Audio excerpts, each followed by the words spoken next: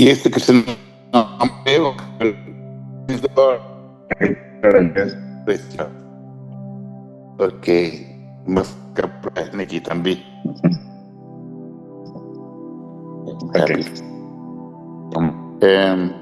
இந்த நேரத்தில் உங்களோட இந்த காலையிலே இந்த ஜூம் மீட்டிங் மூலமாக தேவனுடைய வார்த்தையை கலந்து பகிர்ந்து கொள்வதில் ரொம்ப சந்தோஷம். आज सुबह के समय में आप सब लोगों के साथ परमेश्वर के वचन को आपके साथ बांट लेने के लिए मुझे बहुत खुशी होती है.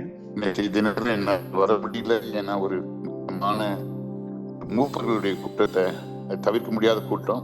நேற்று காலையிலே 5:30 மணிக்கு அந்த இடத்துக்கு நான் போக வேண்டியதாயிட்டு, அதனால என்னால முடியல, என்னை மன்னிச்சுக்கிடுங்க. I am sorry. तो मैं आप लोगों से माफी मांगता हूँ क्योंकि कल मेरा एक संदेश था और कल इससे एक दूसरा जगह में एक और बहुत जरूरत काम था कि वो कलीसिया के जो प्रधान लोग हैं उनके साथ मिलकर एक बातचीत करने का था, एक समय था. இன்னைக்கு 13வது அதிகாரத்தை தேவன் எனக்கு கொடுத்திருக்கின்றார்.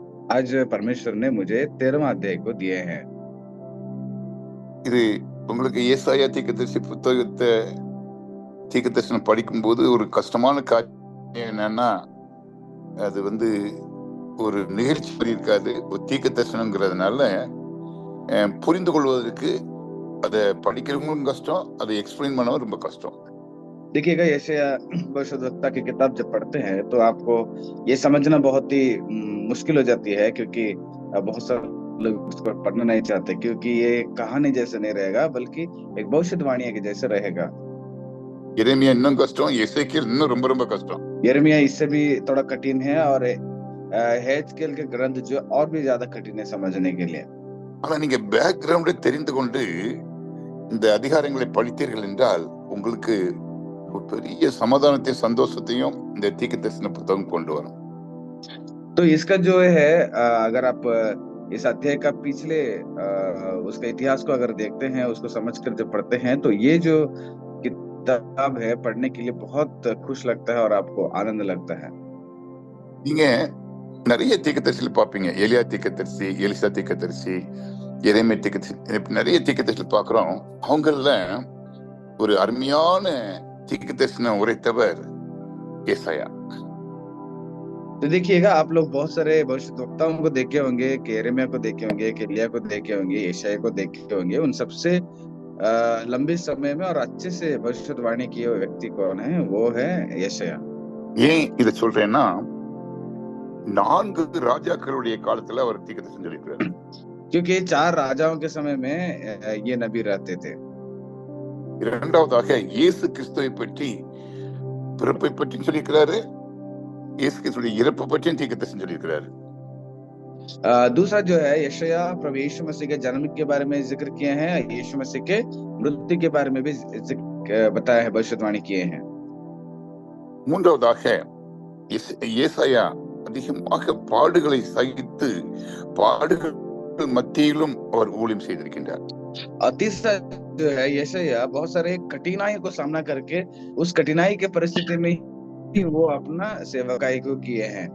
நான்காவதாக அவர் தேவன் சொன்னது அப்படின்னு ஒரு தைரியத்தோடு ஊழியம் செய்திருக்கின்றார். और चौथा जो है, वो अपने जीवन में परमेश्वर ने जो बताए हैं वो बताया ही है. उस ढंग से वो क्या कर दिए, दृढ़ता से खड़ा होकर सेवा किए हैं. எது வந்தாலும் பரவாயில்ல, கர்த்தருக்காக நான் காரியங்களை செய்வேன். कुछ भी आ जाए, लेकिन परमेश्वर के लिए मैं कार्य करूंगा. தைரியமாக அரசர்கிட்ட போய் சொல்லியிருக்கிறார். बहुत हिम्मत से किसी दूसरे घर में जाकर वो बता देते, நீ செத்து போயிருவாப்பா அப்படின்னு சொல்றாரு. நீ சாக மாட்டேன்னு சொல்றாரு. वो जाकर बता रहा है कि तू मरने वाला भी है और तू ना मरने वाला भी करके बता रहा है. கடைசியாக தேவன் ஏசாயாவை கொண்டு அற்புதம் செய்ய வைத்தார். आखिरी में परमेश्वर ने यशायाह को इस्तेमाल करते हुए बहुत सारे चंगाई चमत्कार करते हैं. எலிசா, எலியாவெல்லாம் பாத்தீங்கன்னா அற்புதங்கள் நிறைய செஞ்சிருப்பாங்க. ஆனா தீர்க்கதரிசன புத்தகங்கள் அவங்கள்ட்ட இருந்து ஒண்ணும் கிடைக்கல. एलिया, एलिशा को देखेंगे तो वो लोग बहुत सारे चंगाई चमत्कार किए हैं, लेकिन यशायाह इन भविष्यद्वक्ताओं के समय बहुत सारे कमी था.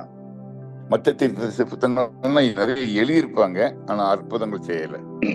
बहुत सारे भविष्य वक्ताओं के जीवन में वो सब किए होंगे, लेकिन चंगाई चमत्कार के बारे में वो नहीं लिखे हैं। ஆனா இயேசுடைய வாழ்க்கையில பாருங்க பிரியமானவர்களே, அவர் ஒரு அருமையான ஊழியக்காரனாக அவர் தெரிந்தெடுக்கப்பட்டு அவர் தன்னுடைய தொழிலை உண்மை உத்தமாக செய்து முடித்தார். देखिएगा यशायाह नबी जो है वो परमेश्वर के द्वारा सेवकाई में बुलाया गया और विश्वास योग्य होकर सही ढंग से अपना सेवकाई को शुरू किया और खत्म किए। ஏசாயா 1 அதிகாரம் 1 வசனத்தை படிங்க. आप मेरे साथ यशायाह नबी का पहला अध्याय का पहला पद को पढ़िएगा मेरे साथ।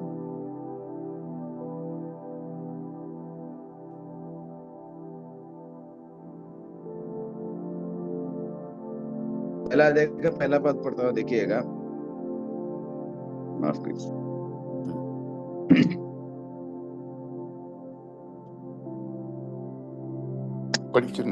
हाँ जी, किसी को मिला है तो पढ़ सकते हैं मेरे से।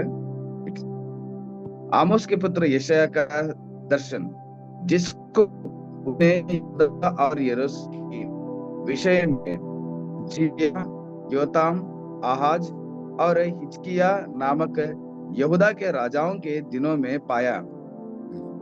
அங்க அவர் 4 அரசர்களுக்கு அவர் ஊழியம் செய்தார் என்று பார்க்கிறோம். देखिएगा ये यहाँ पर पता चलता है कि यशायाह नबी जो है इन 4 राजाओं के समय में वो सेवकाई किए हैं। அப்போ 4 ராஜாக்கள்னா ஏறக்குறைய 60 வருடங்கள் ஊழியம் செஞ்சிருக்காரு. 4 राजाओं के मतलब कम से कम 60 वर्ष वो सेवा किए हैं। யோசித்து பாருங்க, வாலிப வயதுல ஆரம்பிச்சு தன்னுடைய முதிய வயதுல அவர் நிலைத்து நின்று தைரியமாக ஊழியம். अभी देखिएगा वो एक छोटा उम्र सेवकाई किए और बुजुर्ग होते ही एक बहुत ही हिम्मत से और विश्वास योग्य होकर सेवकाई किए। அப்புறம் பாருங்க, இயேசு கிறிஸ்துடைய பிறப்பை பற்றி அழகாக அவரு சொல்லுவாரு. நம்ம அடிக்கடி படிக்கிற வசனம் 9 அதிகாரம் 6 वचन। तो देखिएगा यीशु मसीह का जन्म के बारे में भी यशायाह जो है भविष्यवाणी करते हैं, यशायाह 9 अध्याय का 6वां पद में, क्योंकि हमारे लिए एक बालक उत्पन्न हुआ, हमें एक पुत्र दिया गया है और प्रभुता उसके कंधों पर होगी और उसका नाम अद्भुत, युक्ति करने वाला, पराक्रमी परमेश्वर, अनंत काल का पिता और शांति का राजकुमार रखा जाएगा। ஏசாயா மரணத்தை பற்றி அழகாக, சிலுவை மரணத்தை பற்றி 53 அதிகாரத்துல அழகாக சொல்றாருங்க। और यशायाह 53वां अध्याय में भी यशायाह क्या करते हैं, प्रभु यीशु मसीह का वो मृत्यु के बारे में वहां पर भविष्यवाणी करते हैं। 53 அதிகாரம் 7 वचन। 53वां अध्याय का 7वां पद में वहां पर बताया गया है, वह सताया गया तो भी वह सहता रहा और अपना मुंह ना खोला, जिस प्रकार भेड़ होने के समय और भेड़ी ऊन कतरने के समय चुपचाप शांत रहती है, वैसे ही उसने भी अपना मुंह ना खोला। பிரியமானவர்களே, அது மட்டும் இல்ல, எசேக்கியா ராஜா காலத்துல அவர் நீங்க எசேக்கியா ராஜாவை பற்றி படிக்கணும்னா 2 ராஜாக்கள் புத்தகத்துல நீங்க 17 அதிகாரம் 18, 19 இதுல படிக்க முடியும். அவருடைய படிக்கிற பைபிள் படிக்கிற நேரம் இல்ல, எசேக்கியா ராஜா காலத்துல 2 ராஜாக்கள் படிச்சு பாருங்க. அப்போ ஏசாயா தீர்க்கதரிசி என்ன பண்றாரு, அவருடைய வீட்டுக்கு போறாரு. चलो अगर आप दूसरा राजाओं का 17 अध्याय का 18 अध्याय को पढ़ते हैं तो वहां पर हिजके राजा करके एक राजा है, उसके घर के चला जाता है। வீட்டுல போய் நீர் சண்டைக்கு போகுங்கிறாரு ஒரு தடவை. அவர் சொன்ன உடனே கேட்டுட்டு உடனே அந்த ராஜாவும் சண்டைக்கு போறாரு. சண்டைக்கு பயந்து போய் அழுதுகிட்டு புலம்பிட்டு இருக்கிற அந்த ராஜாவுக்கு ஒரு ஆறுதல் சொல்றாரு. இவர் சொல்லி அவர் சண்டைக்கு போய் சண்டையில் ஒரு பெரிய வெற்றி, அதாவது அந்த அசிரிய ஆர்மி எல்லாரும் படுத்திருக்காங்க. அந்த எசேக்கியா ராஜா பயந்து இருக்கான் அசிரிய ஆர்மிக்கு. இவர் தீர்க்கதரிசி சொல்றாரு, நீ சண்டைக்கு ரெடி ஆகுன்னு சொல்றாரு. அவ்வளவுதான், ரெடி ஆகிட்டாரு. கவலைப்பட்டுட்டு இருந்தாரு, ரெடி ஆயிட்டாரு. ஆனா அதுக்குள்ள கர்த்தர் ஒரே தேவதூதனை அனுப்பி ஒரு பெரிய வெற்றியை கொடுக்கிறாரு. நீங்க இத 2 ராஜாக்கள் புத்தகம் 19வது அதிகாரம் 35ஆம் வசனத்துல பார்க்கலாம். अब देखिएगा, एक जगह में ऐसा होता है कि दूसरा राजाओं का 19वां अध्याय का 35वां पद में हिजकिय्याह राजा जो है एक जगह में युद्ध करने के लिए तैयार होते समय में यशायाह नबी उसको प्रोत्साहित करते हैं, और ये राजा जाकर वहां पर असीरिया लोगों के साथ क्या करते हैं, लड़ाई करके एक सबसे बड़ा युद्ध में एक जीत हासिल कर लेते हैं। 2 ராஜாக்கள் 19ஆம் அதிகாரம் 35ஆம் வசனத்துல நீங்க படிக்க முடியும். आप दूसरा राजाओं का 19वां अध्याय का 35वां पद को पढ़ सकते हैं। அதே 20ஆம் அதிகாரத்தை பாத்தீங்கன்னா 2 ராஜாக்கள் अगर वही 20வது அதிகாரம் और वही 2 पुस्तक दूसरा राजाओं का 20वां पद अध्याय को पढ़ते हैं तो அங்க ஒரு காரியத்தை பார்க்க முடியும். वहां पर भी एक घटना को देख सकते हैं। எசேக்கியா ராஜாட்ட போய் அவன் என்ன பண்றான், அவனுக்கு வியாதி வந்துருது. அவன் வந்த உடனே நேர போய் அவன் 14 வருஷம் அரசாண்டுட்டான். 14 வருஷம் அரசாண்ட பிறகு அவனுக்கு வியாதி வந்து அவன் கடைசி நேரத்துல இருக்கும்போது தீர்க்கதரிசி போய், நீ வியாதி வந்துட்டு நீர் இறந்து போயிருவீரு, அதனால எல்லா காரியத்தையும் வீட்டு காரியத்திலும் ஒழுங்குபடுத்தும் என்று ஒரு எச்சரிப்பை கொடுக்கின்றார். तो उस दूसरा राजाओं का 20वां अध्याय को जाके पढ़ते हैं तो वहां पर यशायाह नबी हिजकिय्याह राजा को जाके बोलते हैं कि देखो तुम्हें एक बीमारी आया हुआ है, आप मरने वाले हो, आप अपना सारा घर का काम क्या करना, सही से सजा लेना। எச்சரிக்கை கொடுத்த பிறகு பிரியமானவர்களே என்ன நடக்குதுன்னா, அந்த கொடுத்துட்டு வெளியே போறாரு. அதுக்குள்ள எசேக்கியா ஒரு பக்கம் திரும்பி அழுகுறான், ஆண்டவரே எனக்கு கூட கொஞ்சம் ஆசையை கூட்டி கொடும் அப்படின்னு அழுகும்போது தேவன் மறுபடி ஏசாயா சொல்லி திரும்பி போய் அவன் அழுகுறான். அவனுடைய கண்ணீரை கண்டேன், அவனுடைய விண்ணப்பத்தை கேட்டேன், நீ போய் கூட ஒரு 15 இயர்ஸ் அவனுக்கு ஜாஸ்தி கொடுப்பேன்னு சொல்லிட்டு சொல்றாரு. तो ये घटना जिसे पता चला, हिजकिय्याह राजा करता है दीवार की ओर मुंह फेर कर वो बहुत ही गिड़ाने लगता है। उसके बाद परमेश्वर ने यशायाह नबी को बुलाते हैं, बुलाकर कहते हैं कि यशायाह तुम जाओ और हिजकिय्याह को कहो, क्योंकि उसके आंसुओं को मैंने सुना हूँ बहुत गिड़गिड़ा रहा है, उसको उसके आयु को और 15 साल बढ़ा देना। பிரியமானவர்களே, தேவன் அவர் சொன்னது போல 15 வருஷம் கூட்டி கொடுக்கிறார். அவன் ஏறக்குறைய 39 வருஷம் 14 + 15 14 15 29 வருஷம் அரசாட்சி பண்ணி அவன் மரிக்கிறான். तो उसके बाद यशायाह नबी जाकर बताता है कि ऐसे ऐसे है, तुमको फिर और 15 साल परमेश्वर ने आयु बढ़ा दिया है। तो इसलिए वो जो है लगभग 39 वर्ष और वो अपना सेवकाई को करते हैं। அவன் எனக்கு இந்த எசேக்கியா ராஜாவை பற்றி ரொம்ப பிடிக்கும். ஏன்னா அவருடைய முடிவு அவ்வளவு சரியில்லை. அப்படி கேட்க கூடாதுன்னு நிறைய பேர் சொல்றாங்க. கேட்டதுனால அவருடைய வாழ்க்கையில நிறைய பிரச்சனை. விசேஷமாக அவருக்கு மனாசேங்கிற ஒரு பையன் பிறக்கிறான். हिजकिय्याह राजा का जीवन में जो 29 वर्ष वो अपना शासन काल किया, तो वो जो 15 साल आयु है वो नहीं मांगना था, क्योंकि उसकी वजह से उसके जीवन बहुत सारा परेशानी को सामना करना पड़ा। मनसे करके एक बेटा पैदा हो जाता है हिजकिय्याह को। அவர் கூட முதல்ல நம்பல, எனக்கு 15 வருஷம் ஆண்டவர் கூட்டி கொடுப்பாரா அப்படின்னு நம்பல. அதனால ஒரு அற்புதத்தை செய்ய சொல்றாரு. அற்புதங்கும் போது ஒரு 10 மணி நேரம் பின்னாடி போக ஆரம்பிக்குது, உலகமே ரவுண்ட் அடிக்கிறதுல இருந்து. அப்படி ஒரு அற்புதத்தை கண்ணால எசேக்கியா பாக்குறாரு. वो हिजकिय्याह जो है वो विश्वास नहीं किया, 15 साल कैसे परमेश्वर मुझे जोड़ देते हैं। तो वो क्या करते हैं, एक संसारी उसका जो काल चक्र है वो थोड़ा सा पीछे चला गया। उस ढंग से वहां पर एक अद्भुत काम होता है। இந்த ஒரு காரியத்தை நான் சொல்லிட்டு நான் போறேன். எனக்கு இந்த நேத்து கூட தியானம் பண்ணிட்டு இருந்தேன். இந்த 15 வருஷ காலத்துல தேவன் கூட்டி கொடுத்தாருன்னு நான் சொல்ல மாட்டேன். ஏன்னா இவனுடைய கண்ணீரை கண்டு கொடுத்த ஒரு காரியம். அதனால இவருக்கு மனாசேங்கிற ஒரு பையன் பிறக்கிறான் எசேக்கியாவுக்கு. देखिएगा, मैं आखिर में एक बात बताना चाहता हूँ, क्योंकि हिजकिय्याह राजा को जब 15 साल अपना आयु बढ़ा के परमेश्वर ने दिया, और वहां पर उसके बीच में एक मनसे करके एक बेटा पैदा हो जाता है। இருக்கிறதுலே worst ராஜா மனாசே தான். जो राजाओं के यहूदियों के राजाओं के काल चक्र में देखेंगे तो सबसे एक गलत और शैतानी दिमाग से काम शासन किए हुए एक व्यक्ति था वो मनश्शे। யூதா ராஜாக்கள்ல 55 வருடம் அவன் அரசாட்சி பண்றான். ரொம்ப லாங் பீரியட், மோஸ்ட் அதிகமான வருஷம், 55 வருஷம் அவன் அரசாட்சி பண்றான். और वो यहूदाओं का राज्य को लगभग 55 साल जो है शासन करता है। மோசமாக அத்தனை 20 ராஜாக்கள் அரசாட்சி பண்ணுவாங்க. 20ல அதிக மோசமாக பண்ணது இவன் தான். वो लगभग 20 राजा ने शासन करते हैं, उनमें से सबसे गलत तरीके से शासन किया ये मनश्शे थे। மாணவர்களே, இந்த மனாசே ஓஸ்ட் ராஜான்னு சொன்னேன். அவன் வந்து சொந்த பிள்ளைய தீக்கடக்க பண்ணுவான், சொந்த பிள்ளை நிறைய விக்கிரகாரம் செய்வான், நிறைய காரியங்களை செஞ்சு நாட்டையே ஒரு இதாகி விட்டான். क्योंकि जो मनश्शे राजा है वो अपने शासन काल में अपने बेटा को ही वो वध करता है, साथ में बहुत सारे मूर्ति पूजक बनकर जीवन बिताता है और देश को एक गलत तरीके से वो चलाया था। ஆனா ஒரு நல்ல காரியம் என்ன தெரியுமா? लेकिन एक अच्छा काम क्या है पता है आपको? நாளாகம் புத்தகத்துல நீ தேடி படிங்க, அவன் மோட்சத்துக்கு போயிருப்பான்.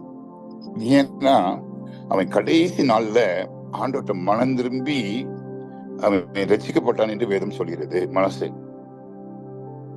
आप जाके पढ़िएगा, आप इतिहास का किताब को जाके पढ़ते हैं तो आखिर में मनश्शे जो है मन फिरा कर है वो जीवन बिताया, इसी कारण वो जो है आखिर में वो आनंद जीवन की ओर ही चला जाएगा। ஆனா அதே நேரத்துல சாலமோன் பாருங்க, அவன் நரகத்துக்கு போயிருப்பாருன்னு தான் நிறைய பேர் சொல்றாங்க. ஏன்னா அவன் நிறைய காரியங்களை அனுபவிச்சான், கடைசி நேரத்துல அவன் மனம் திரும்பல. பிரியமானவர்களே, लेकिन उसी ढंग से आप सुलेमान को देखिएगा, सुलेमान ने बहुत सारे काम किया लेकिन आखिर में वो जो है अपने जीवन में पछताया नहीं। बहुत सारे लोग बोलते हैं कि वो नरक में चला जाएगा। அதனால நம்ம வந்து இன்னைக்கு தான் ரட்சிப்பின் நாள், இன்னைக்கு நம்ம மனம் திரும்ப வேண்டும் என்று தேவன் விரும்புகிறார். तो आज परमेश्वर भी यही चाहते हैं, हमारे जीवन में आज ही उद्धार का समय है, हम फिर आए। நம்ம சப்ஜெக்ட் போலாம். हम अभी विषय पर आ जाएंगे। எஸ்ஐயா 13ஆம் அதிகாரத்தை உங்களுக்கு திருப்புங்க. यशायाह 13वां अध्याय को मेरे साथ निकाल लीजिएगा। அங்க பாத்தீங்கன்னா இந்த அதிகாரம் வந்து முதல் வசனம் எப்படி போட்டிருக்குன்னா, ஆமோத்தின் குமாரனாகிய ஏசாயா பாபிலோன் மேல் வரக்கண்ட பாரம். देखिएगा 13वां अध्याय का पहला पद में पढ़ता हूँ, वहां पर ऐसे जिक्र किया गया है, बाबिलोन के विषय भारी भविष्यवाणी जिसको आमोस के पुत्र यशायाह ने दर्शन में पाया। கடைசி வசனத்தை பாருங்க, 22ஆம் வசனம். அவர்கள் பாழான மாளிகையில் ஓரிகள் பூளையிடும் வலு சர்ப்பங்கள். அவங்க வீட்டை பற்றி போட்டிருக்கு, பாபிலோனை பற்றி அவங்களுடைய என்ன பாரம்ங்கிறத போட்டிருப்பாங்க. तो आखिरी 22वां पद को देखिएगा, उस नगर के राज भवनों में हुंडार और उसके सुख विलास के मंदिरों में गीदड़ बोला करेंगे। वो अपने घरों के बारे में यहाँ पर जिक्र किया है। பாபிலோனுடைய பாரம், பாபிலோனை பற்றி தீர்க்க தரிசனம். एक बबिलोन के विषय में एक भविष्यवाणी। இந்த பாபிலோன் நாடு இப்போதைக்கு ஈராக்ங்கிற ஊரை பற்றி இந்த தீர்க்க தரிசனம் சொல்லு. ஈராக் நாடு, बाबिलोन देश जो है, आज का जो देश इराक नाम जो है वही बाबिलोन देश है। இங்க தானியேல் இருந்தாரு. இங்க தானியேல், எஸ்ரா, நெஹெமியா இப்படிப்பட்டவர்கள் எல்லாம் சிறை கைதிகளாக இந்த பாபிலோனிலே இருக்கப்பட்டார்கள். तो दानियल हो गया, एज्रा, नेहमी हो गए, सब लोग जो है यही इराक जो आज का जगह है उसी समय में बाबिलोन था और वहां पर वो कैदी बनाकर लेके गए थे बंदवाई में। இந்த பாபிலோன் ஈராக்ல இன்னைக்கும் தானியேலுடைய கால் இருக்கிறது, நிறைய பேர் பார்க்க போறாங்க. तो इराक में आज भी दानियल का जो है कब्रिस्तान है, बहुत सारे लोग देखने के लिए जाते हैं। முக்கியமானவர்களே, இந்த பாபிலோனை குறித்த பாரம் என்னன்னா பாருங்க, இவர் வந்து ஏசாயாவுடைய டார்கெட் ஏரியா வந்து யூதா நாடு தான், அதாவது இஸ்ரவேல் நாடு, யூதா நாடு. அதுல உள்ள 4 ராஜாக்களுக்கு தான் அவர் தீர்க்க தரிசனம் சொல்லணும். எதுக்கு போய் பாபிலோனுக்கு போய் சொல்றாரு? देखिएगा, यशायाह नबी का काम भविष्यद्वक्ता इसलिए था कि 4 राजाओं को और यहूदा लोगों को और इस्राएल लोगों को, लेकिन अचानक से यहाँ पर बेबीलोन देश के राजाओं को या उनके प्रजाओं को भविष्यवाणी करने की क्या जरूरत है? ஏன்னா பைபிள்ல பாபிலோன் அப்படி சொல்லும் பொழுது அது வந்து ஒரு ஆஹ், எப்படி சொல்றது, பிக்கெட் லேண்ட், அதாவது அது வந்து மோசமான நரகத்துக்கு கொண்டு செல்லும் ஒரு நாடு என்று வேதம் சொல்கிறது. तो बाइबल बताती है कि बेबीलोन का मतलब ये है कि एक बहुत ही भयंकर पाप करके बहुत सारे लोगों को नरक की ओर लेके जाने वाले एक जगह है वो. அந்த காலத்திலேயே, அதாவது ஏசாயா இந்த காலத்திலேயே நம்பர் 1 சிட்டி உலகத்திலேயே பாபில் சிட்டி தான். அதாவது பாபில்னு ஒரு ஊர் இருக்கு, அந்த ஊர் தான், சிட்டி தான் number 1 in the world city. तो उन दिनों में यशायाह भविष्यद्वक्ता के समय में बेबीलोन देश जो है दुनिया का सबसे बड़ा देश था वो. உலகத்திலேயே நம்பர் 1 தோட்டம் பாபிலோன்ல இருக்குது. உலகத்துல 7 அதிசயங்கள், அந்த 7 அதிசயங்கள்ல ஒரு அதிசயம் பாபிலோனில் உள்ள தொங்கு தோட்டம். तो 7 अजूबा में, सारा दुनिया का 7 अजूबा में पहला जो एक अजूबा है बेबीलोन का जो बगीचा है वो बेबीलोन में है. செழிப்பான ஊர், பேசித்தனம் நிறைந்த ஊர், விக்கிரக ஆராதனை நிறைந்த ஊர், எல்லாத்துக்கும் மேலாக தேவனை தேடாத ஒரு ஊர். देखिएगा, व्यभिचार से भरा हुआ एक शहर, मूर्ति पूजा का शहर, परमेश्वर को ना पसंद आने वाला शहर भी वो बेबीलोन था. பிரியமானவர்களே, யூதா நாட்டுல 20 ராஜாக்கள் ஆண்டாங்க. அந்த 20வது ராஜா சிதேக்கியா காலத்துல இங்க பாபிலோனுடைய ராஜா என்ன பண்றான், அவனை கூட்டிட்டு போய் அவன் கண்ணை குருடாக்கி அவன் பிள்ளைகளை எல்லாம் அவன் முன்னாடி கொன்று போட்டு எல்லா மக்களையும் பாபிலோன்ல கொண்டு வந்து எருசலேமை தேவாலயத்தை இடித்து எருசலேம் ஒன்றுமில்லாம பண்ணி மக்களை எல்லாம் இங்க கொண்டு வந்துடுறாங்க. देखिएगा, यहूदाओं का 20वां राजा जो है छिदकिया, उस छिदकिया के समय में छिदकिया को पकड़ के छिदकिया के बच्चों को उसके सामने वध करते हैं और यरूशलेम के मंदिर को नाश करके उधर के सारे लोगों को क्या करते हैं, बंदवाई बनाकर लेकर आ जाते हैं. இதற்கு 70 வருஷம் இஸ்ரேல் ஜனங்கள் அடிமையாக வாழ்ந்தார்கள். அந்த அடிமைகளில் ஒருவர் தான் சாத்ராக், மேஷாக், ஆபேத்நேகோ, தானியேல் எல்லாம். लगभग 70 साल यहाँ पर ये लोग गुलामी बन के रहते हैं. तो 70 साल में शद्रक, मेशक, अबेदनिगो, दानियेल ये भी वहां पर रहा करते थे. 70 வருஷம் அடிமைத்தனங்கிறது சாதாரண காரியம் இல்லை பிரியமானவர்களே. 70 साल गुलामी बन के रहना एक साधारण काम नहीं है, विषय नहीं है. வேதத்திலே 2 இடங்களில் அடிமைத்தனமாக இஸ்ரேல் ஜனங்கள் இருக்கின்றார்கள். முதலாவது எகிப்து, இரண்டாவது பாபிலோன். ग्रंथ में, बाइबल में 2 जगह में इजराइल के लोग जो है वो गुलामी बन के थे. सबसे पहला जगह वो है मिस्र देश और दूसरा बेबीलोन देश. बाबिलोन का ऑपोजिट यरूशलेम. बेबीलोन का उसका विरोध में रहने वाला यरूशलेम है. எருசலேம் தேவனுடைய நகரம், பாபிலோன் பிசாசினுடைய நகரம். यरूशलेम परमेश्वर का शहर है और बेबीलोन शैतान का शहर है. வெளிப்படுத்தல் விசேஷம் 17ஆம் அதிகாரத்துல நீங்க படிச்சு பாருங்க, மகா பாபிலோன் என்று போடப்பட்டிருக்கும். आप प्रकाशित वाक्य 17 अध्याय को जाकर पढ़िएगा, सबसे महान बेबीलोन करके जिक्र किया होगा. வேசித்தனம் நிறைந்த ஊர் என்று போடப்பட்டிருக்கும். व्यभिचार से भरा हुआ शहर करके बताया गया है. அதே போல வெளிப்படுத்தல் விசேஷம் 20, 21, 22 அங்க திரும்பி போனீங்கன்னா புதிய எருசலேமை பற்றி போடப்பட்டிருக்கும். आप उसी ढंग से 20, 21, 22 प्रकाशित वाक्य जाके पढ़ते हैं तो नया यरूशलेम के बारे में जिक्र की गई है. பிரியமானவர்களே, இஸ்ரேல் ஜனங்கள் எகிப்திலிருந்து கானானுக்கு சென்றார்கள். அது அடிமைத்தனத்திலிருந்து விடுதலையோடு போனார்கள். அது வந்து ஆவிக்குரிய ரீதியிலே நம்முடைய ரட்சிப்பை, சால்வேஷனை குறிக்கும், தனிப்பட்ட ரட்சிப்பை. इस्राएल के लोग सबसे पहले मिस्र देश से लेकर कनान देश के ओर चला गए. ये जो है हमारे जीवन में एक उद्धार के विषय को बताता है हमारे व्यक्तिगत जीवन में। அங்கு செங்கடல் ஒரு ஞானஸ்நானத்தையும் அங்கு வனாந்தர வாழ்க்கை தேவனுடைய நடப்பித்தலையும் கானானுக்குள் போவது சரியான நேரத்திலே தேவன் அங்கு ஆவிக்குரிய வாழ்க்கையை தேவன் இன்னும் சீர்படுத்துவதையும் குறிக்கும். तो वहां पर अगर लाल समुद्र है वो एक बपतिस्मा के रूप में, और जो जंगल में चलाए वो हमारे जीवन को परमेश्वर अभी भी हमको चलाते हैं। ठीक उसी प्रकार कनान देश जो है हमारा आनंद जीवन की ओर वो वहां पर उस ढंग से वो दर्शाता है। ஆனால் அதே நேரத்திலே பாபிலோன்ல 70 வருடத்துக்கு பிறகு நீங்க பாத்தீங்கன்னா அவங்க சபையாக போவாங்க, அவங்களே போவாங்க போய் திருப்பி உடைந்து போன எருசலேமை கட்டுவதற்கு 70 வருஷம் பிறகு விடுதலை. அந்த விடுதலையோடு போய் அங்க தேவாலயத்தை கட்டுவாங்க, கோட்டையை கட்டுவாங்க, எல்லாம் இது பண்ணுவாங்க. இது சபையாக செல்வது முதல்ல பர்சனல் சால்வேஷன், இது வந்து சர்ச் சால்வேஷன், திரும்பி செல்வது। और यहाँ पर जो बबलिन देश में ये लोग गुलामी बनकर जाते हैं तो उसके बाद वहां पर 70 साल होता है।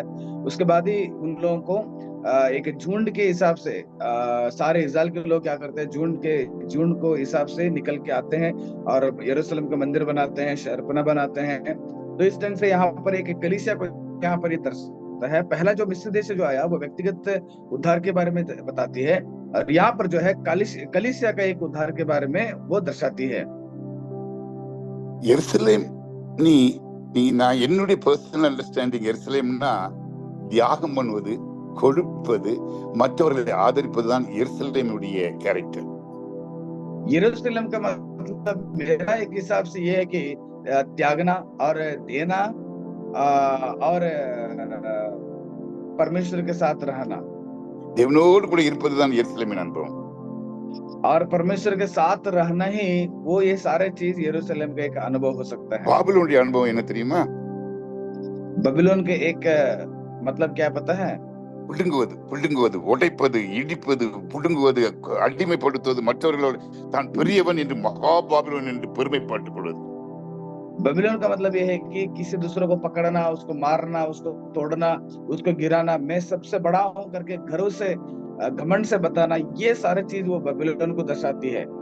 இந்த அதிகாரத்தை நீங்க நல்லா படிச்சு பாருங்க, உங்களுக்கு நான் சொன்ன காரியத்தை வச்சு படிச்சு பாருங்க, தேவன் உங்களோடு கூட தனிப்பட்ட முறையில் அழகாக பேசுவார்।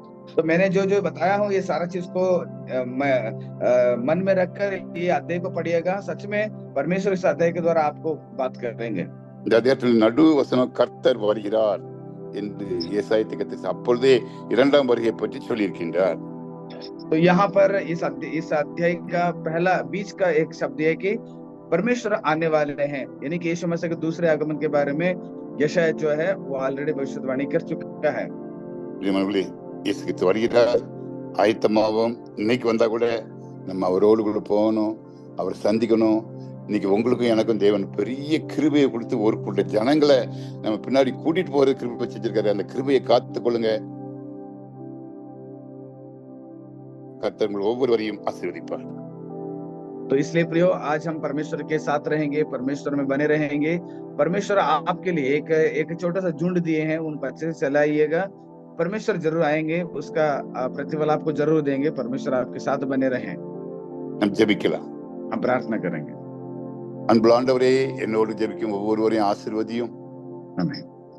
தேவனே, ஒரு பாபிலோனின் கூட்டமாக அல்ல, எருசலேமின் கூட்டமாக நாங்கள் பரம எருசலேமை பார்க்க, ஆண்டவரே, மணவாட்டியாக மணவளனாக நீர் எருசலேமில் இருப்பீர் என்பதை சந்திக்க எங்களுக்கு கிருபை தாரும்। கேட்டுக்கொண்டு ஒவ்வொருவரையும் ஆசீர்வதியும் ஆண்டவரே। இந்த கால வேளையிலே அடிமையில் கொடுத்த பாக்கியத்துக்காக ஸ்தோத்திரம்। ஏசாயா தீர்க்கதரிசியை கொடுத்தீரே ஸ்தோத்திரம் ஆண்டவரே। எச்சரிப்பை எங்களுக்கு கட்டளையிட்டீரே ஸ்தோத்திரம் ஆண்டவரே।